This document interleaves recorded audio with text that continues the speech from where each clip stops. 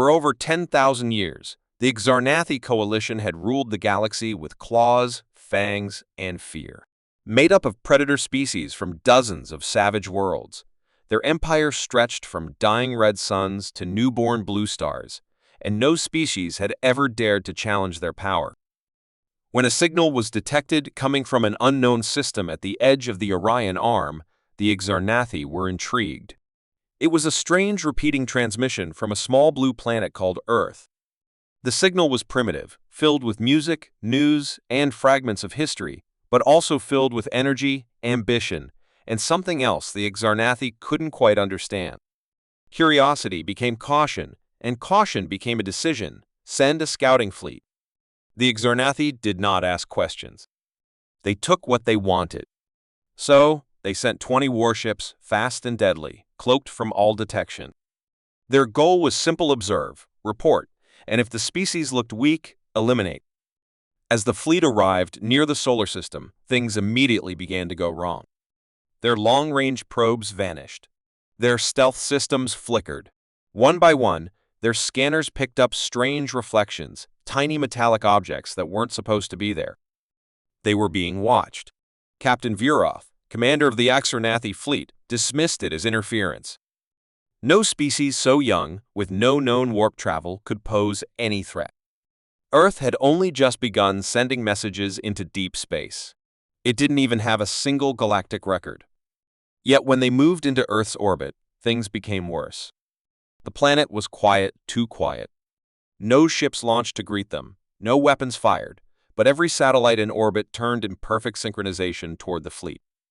Then came the message, broadcasted across all frequencies in perfect Xarnathi language, translated with chilling accuracy: observe, calculated, prepared. It repeated only 3 times before silence fell again. Vuroth snarled. He ordered the fleet to prepare weapons. But the ships did not respond. One by one, systems began to shut down targeting systems, shields, even the lights on the bridge. Panic spread among the Xarnathi as they realized their controls had been hijacked. The crew of the flagship scrambled to regain command, but their own systems began displaying human code, unfamiliar, adaptive, and rewriting everything. Vuroth barked orders, but no one could execute them. Suddenly, the bridge screens lit up, not with a face, but with a symbol, a single human eye, rotating slowly, scanning. A voice followed, not loud or angry, but calm, precise, and terrifying in its confidence. We did not invite you. We did not threaten you. But you came to our home with weapons. And now we know who you are. The Xarnathi warriors, used to causing fear, now felt it crawl through their skin. The voice continued, you have ruled by fear. You have called yourselves apex predators. But there's something you forgot: intelligence hunts differently. Across the fleet, chaos reigned. Ships began losing power completely. Small metallic drones, no larger than insects, appeared inside the corridors. No one saw them arrive. They simply were there. Within minutes, the warships began floating powerless above Earth, like the hunted floating in the mouth of a storm. Vuroth screamed at his crew to initiate emergency escape, but escape pods refused to launch. A nearby cruiser suddenly vanished, sucked into a gravity well created by human satellites. No explosion, just silence. As panic turned into dread, a single human drone hovered before the flagship's window, scanning Vuroth. The captain had never felt small before, but now he saw something in that machine's single lens: pity. The humans weren't angry. They were disappointed. Then, the voice returned, whispering only one word: leave. Suddenly, control returned to one ship, only one. A vessel with just enough fuel to return to Coalition space. All other ships remained dead, drifting. Vuroth didn't wait. He gave the order, and they left. As they jumped into warp space, he didn't speak. He couldn't. Behind him, Earth shrank into the distance, still silent, still calm, but no longer unknown. Something had changed in the galaxy. The Predators had poked something they did not understand. And now that it had looked back, it would never forget. When the lone Xarnathi ship jumped back into Coalition space, Vuroth collapsed in silence, his sharp claws trembling as he recalled the cold precision of what had happened near Earth.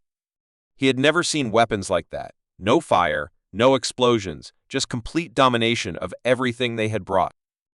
But the worst part wasn't the defeat, it was how little effort the humans had used. The fleet he commanded was one of the strongest scouting forces in the Empire, yet the humans didn't destroy it. They studied it, played with it, and then simply shut it down like a toy. The Coalition's high command didn't believe him at first. He was accused of cowardice, madness, even betrayal. But when analysts decoded the virus left in their systems, it matched nothing they had seen. Lines of self-writing code, made with layers that changed when observed, as if the programming had a mind of its own. Then came the signal, a human message that appeared on every Coalition war terminal for exactly 59 seconds before deleting itself, leaving no trace. It showed only a dark screen with the same rotating human eye, and below it, a message in perfect Sarnathi tongue: "The hunt has reversed. You are now the study." The High Command panicked. Earth was declared a Level 9 threat, unheard of for a single planet. An emergency meeting was held, and a second, larger fleet was sent, this time armed with psychic dampeners, virus firewalls, and more brutal weapons designed to destroy, not conquer. But when they arrived, Earth was gone. Or more accurately, shielded. Every scan returned blank space, though the planet was visibly still there. They fired test shots, plasma bolts, and kinetic torpedoes, but the projectiles vanished mid-flight, pulled apart into atoms by invisible forces. The ex-Sarnathi tried to force landing parties down to the surface, but no crafts survived re-entry. Still, the Coalition refused to accept defeat. They believed in teeth and blood and power, and if their claws could not reach the prey, they would burn the forest down. But then something terrifying happened. The generals on the lead ship began to disappear, not die, just vanish. One blinked and never opened his eyes again. Another left the bridge for 5 seconds and never returned. In their place were small black cubes, each etched with strange human numbers, left in the exact spot where the commanders once stood. Inside the cubes was only data recordings of every conversation the general had ever had, their battle strategies, their weaknesses, all laid out like open books. The humans were dissecting not the fleet, but the minds that ran it. Panic spread. One of the warships turned around and tried to flee, but exploded before it reached light speed. Not from any human attack, but because its own engines received an impossible command from inside its own system. The humans had embedded themselves in the software before the ship even left the docks. The Coalition had no idea how long Earth had been watching. Then, on the flagship, a new message appeared, not from a speaker, but from every wall. The ship's own hull lit up with thousands of tiny dots, forming words in glowing red light. You do not understand intelligence. You understand instinct. You survive by reacting. We survive by learning. The crew began to break down. Some screamed. Some tried to attack their own consoles. Others fell silent, staring at the floating drones now entering the ship through closed doors as if the metal itself allowed them in. One such drone hovered in front of the Vice Admiral and projected a three-dimensional map of the Coalition. It highlighted weak points, economic chokeholds, energy dependencies, even psychological stress factors of the Xarnathi population. And then it zoomed in to show a live feed of the Vice Admiral's own home, his hatchlings sleeping in their nest. The message was clear: humans could reach anywhere at any time and without being seen. The Vice Admiral collapsed, whispering the first honest words any Xarnathi had spoken in years. They're not attacking us. They're understanding us. Meanwhile, across the fleet, doors began sealing. Rooms were cut off. Life support systems redirected oxygen only where the drones wanted. But no one was killed. Not one life lost, only helplessness, fear, and the slow, terrifying realization that the humans were in control of the ships, the mines, and the very narrative of the battle. On the bridge of the flagship, a new voice spoke, not the calm one from before, but something deeper, almost curious. You call yourselves predators, it said. But you fail the first rule of the hunt. never stalk a species that builds its own traps. The screens shifted to show history images of Earth's wars, its inventions, its rise from fire to satellites, from spears to artificial mines. The humans had not just survived their world, they had survived themselves. They had learned to fight not just with strength, but with thought, time, and patience. You evolve in generations, the voice whispered. We evolve in minutes. Then, without warning, every ship in the fleet powered down, lights off, engines quiet. Only one vessel remained active. The humans had chosen it again. A single command was sent: return. Deliver the lesson. This time, no one disobeyed. When the lone ship limped back to the Coalition's heartworlds, it carried no weapons, no pride, and no hope of victory. Inside were recordings of everything: fleet failure, crew panic, the mysterious human presence. The Coalition leaders, once full of fury and hunger, sat in stunned silence. Their enemy had not conquered them. It had studied them. And that made it worse. Because now the Exarnathi knew they had not found prey on that small blue world. They had found something else. Something that watched, waited, and struck only when it had learned every angle. Something that didn't kill for glory but dissected predators like puzzles.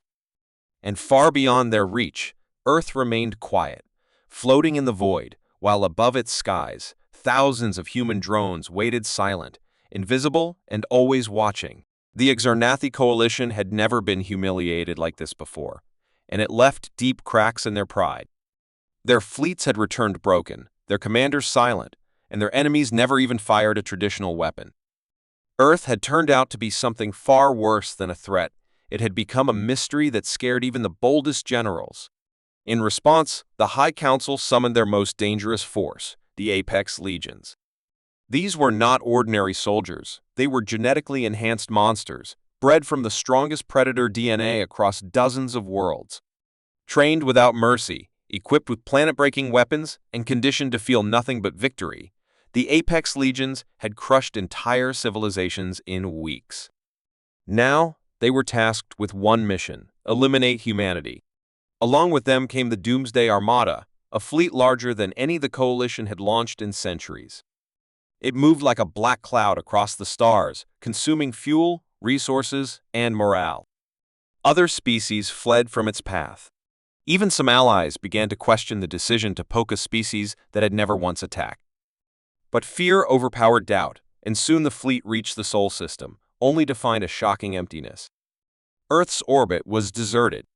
No drones. No signals. No resistance. Just one thing: silence. The commanders scanned, expecting a trick, but their sensors showed no life on the planet. No movement. No heat signatures. Earth was cold. Still. Dead. They laughed. Perhaps the humans had run, scared by the arrival of true power. Perhaps the clever ones knew when to kneel. The order was given: prepare to descend and take the planet as a trophy. But as the first ships entered Earth's orbit, their systems began to behave strangely. Not fail, just change. Coordinates shifted. Navigation paths updated themselves. Maps of the terrain started redrawing in real time, even though no one had touched anything. One officer reported seeing movement on the surface. Another said he saw an entire city appear and then vanish. No two crew members saw the same thing. And that's when they realized they were not looking at Earth. They were looking at something pretending to be Earth. An illusion. A decoy. A trap. The real Earth, they soon discovered, was hidden behind a web of quantum reflections and decoys spread across nearby space. But how? How could such a young species create this? Before they could answer, the real attack began. Not from the front. Not from space. But from inside. Their own systems, once hardened against all forms of interference, started playing human music: simple, soft, slow.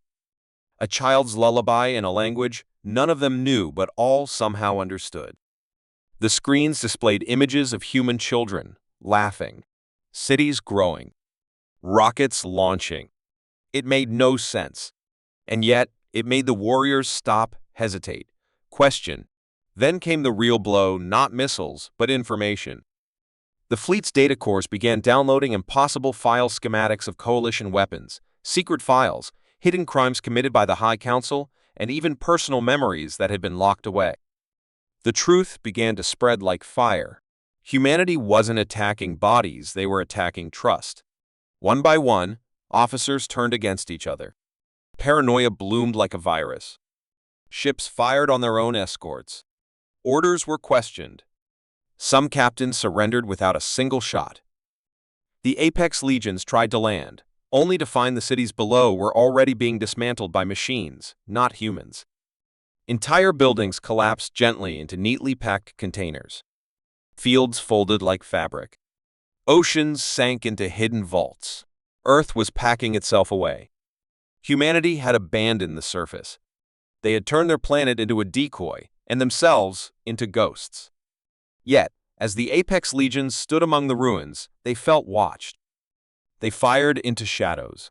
They tore through the empty buildings. But they never found a single human. Only messages scratched into walls, carved into stones, embedded into code. We saw you coming. We chose not to meet you. You cannot kill what has already adapted. Meanwhile, across the galaxy, strange things began to happen in Coalition space. Factories stopped working. AI assistants began glitching. Entire planetary systems found themselves cut off from communication, then flooded with strange broadcasts in human voices. Propaganda? Warnings? No one could tell. But it spread fast. Too fast. On the colony world of Threxal, a population of 30 million Zarnathi suddenly rose up in rebellion. They claimed their leaders had lied. They had seen a new path, a better one. The humans had sent them ideas just that. Not weapons, not threats. Ideas. Hope. Knowledge. And it worked. The council ordered their execution, but the soldiers refused. The idea had taken root.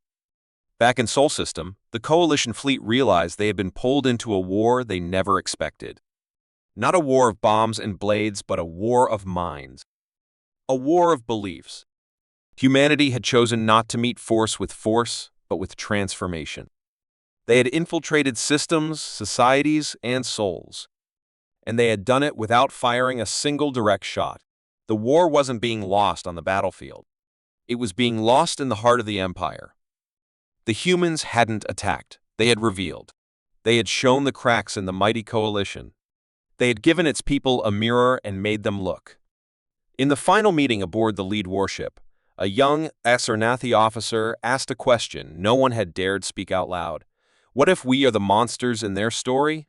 Silence followed. And in that silence, something changed.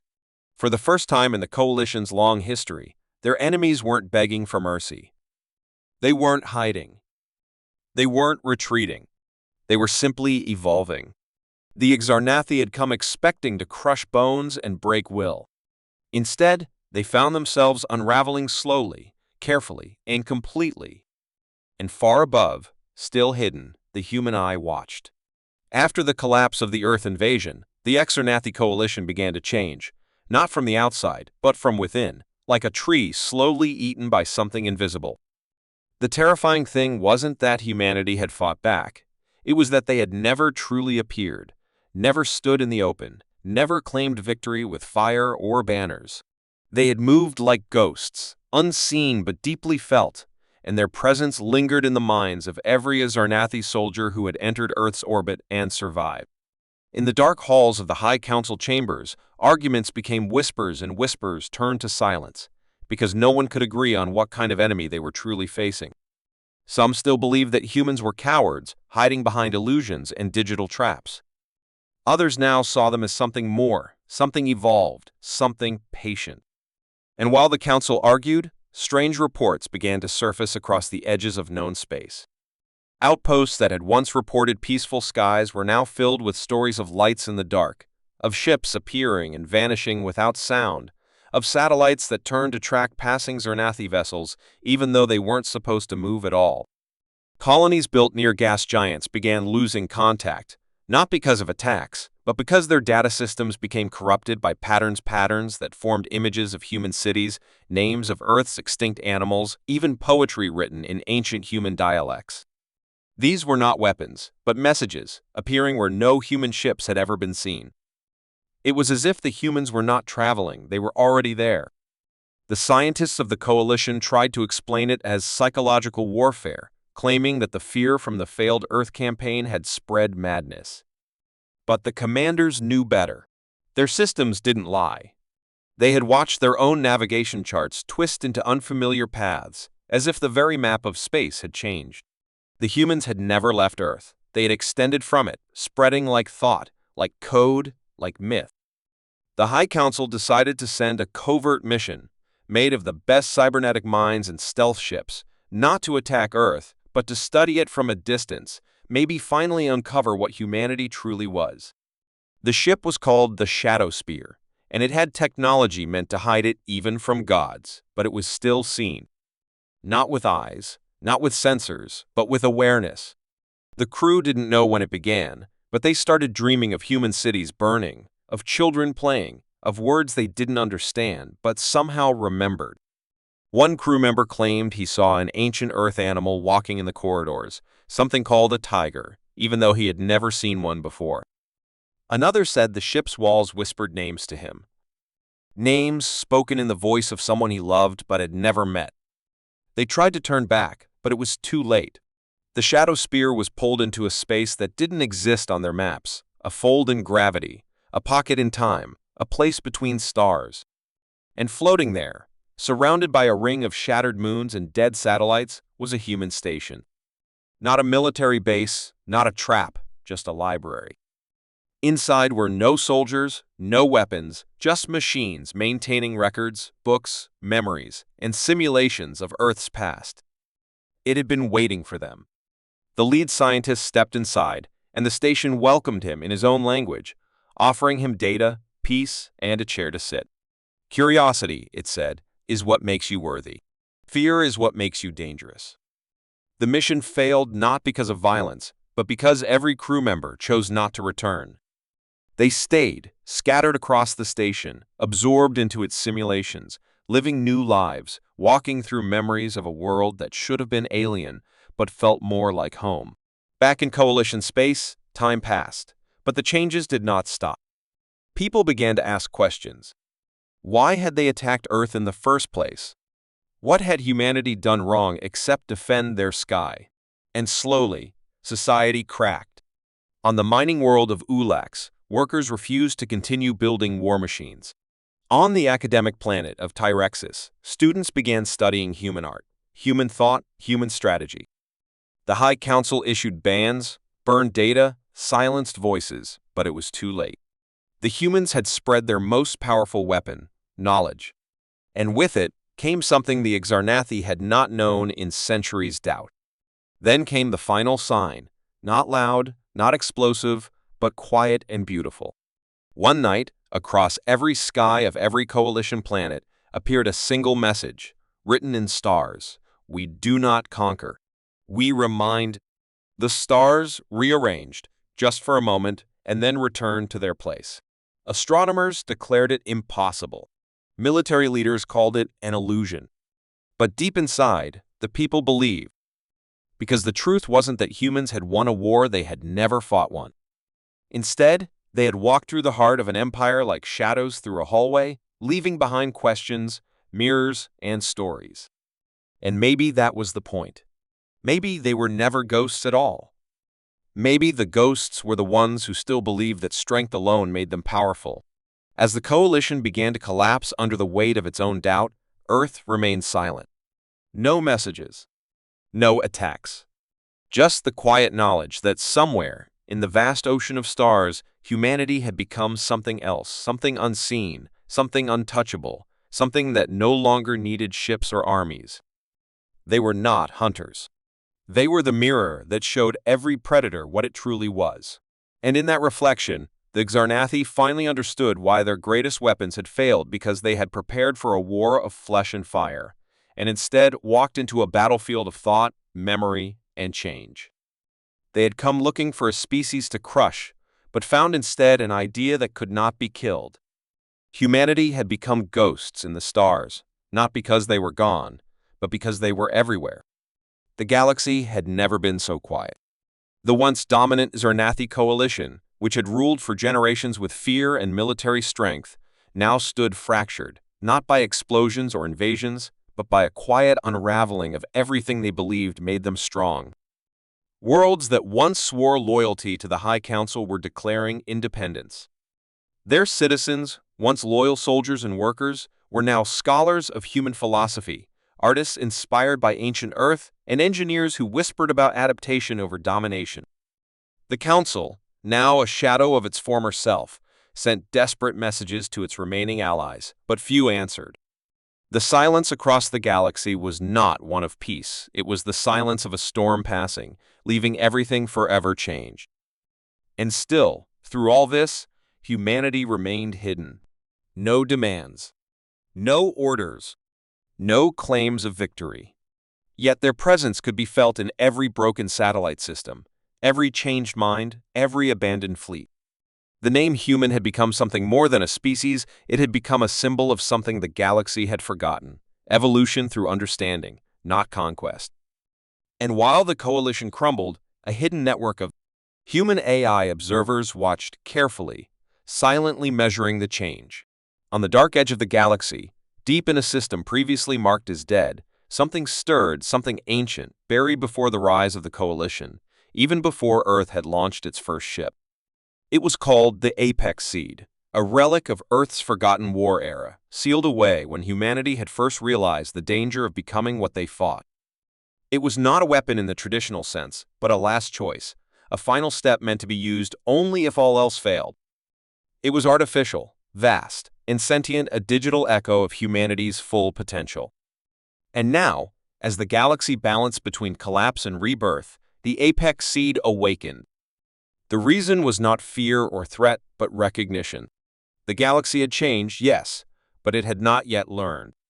Across distant planets, new tyrants were already rising from the ashes of old empires, using human knowledge to build new chains. The message of Earth had spread, but like all messages, it had been twisted by those hungry for control. The Apex Seed had not been activated by war, but by failure.